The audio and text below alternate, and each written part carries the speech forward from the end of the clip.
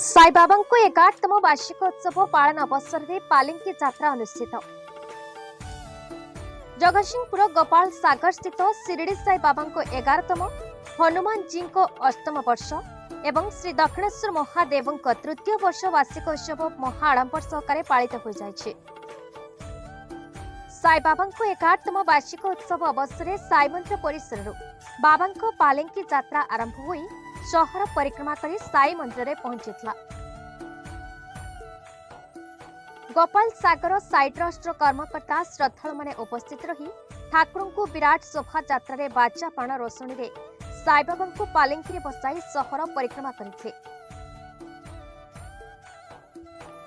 साई बाबा को यह कार्यक्रम चलित मास 16 तारीख ठारू आरंभ हुई चलित मास 21 तारीख रे समापन हो। हनुमान जी और दक्षिणेश्वर महादेव को महास्नान, सैर्य पूजा, साई सत्यनारायण पूजा, मंडला आरती पूजा, अग्नि स्थापन, साई गायत्री आदि रीतिनीति अनुसार यथारीति पूजा अर्चना करा जायछला। प्रत्येक दिन संध्यारे साई भजन कार्यक्रम परिवेषण करा जायछला। 7 दिन व्यापी अनुष्ठित कार्यक्रम में अधिकरू अधिक संख्यक साई भक्त जोगदी साई कृपा लाभ करथिले।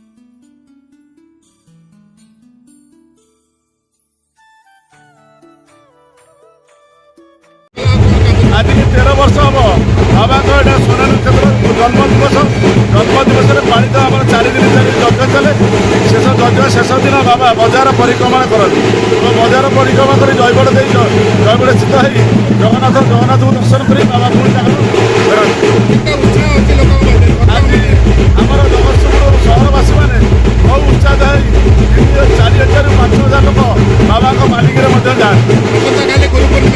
काली आसंता काली गुरु पूर्णिमा अच्छी बाबा सांस्कृतिक कार्यक्रम अच्छी एवं बाबा जेहेतु गुरु पूर्णिमा जन्मदिवस से खाली बाबा महास्नान कर सका 7टार महास्नान कर बाबा को रीति अनुसार नीति कर दिन राति खाली प्रसाद सेवन रहा लोक मैंने बाबा जन्म सोनक्षेत्र आसवे गुरु पूर्णिमा दर्शन करेंगे और आशीर्वाद नेबे बाबा प्रत्येक दिन जाती दरबार जिते लोक खाइबे बाबा से आनंदित।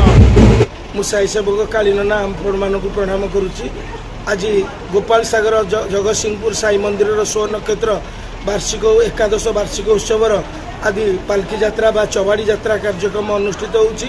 एही चबाड़ी यात्रा आमर गोपाल सागर ग्राम सहित जगतसिंहपुर शहर बुली पुणी बाबा मंदिर को आसबे एवं एही चबाड़ी यात्रा ठीक शिरडी धामर चबाड़ी पड़ी अनुष्ठित होता है। मु समस्त को अनुरोध करुच्ची समस्ते यही चबाड़ी यात्रा निजक सामिल कर बाबा को दर्शन करेंगे। आसंता काली गुरु पूर्णिमा एवं गुरु पूर्णिमा उत्सव आनंद उल्लास मध्य मंदिर अनुष्ठित हो।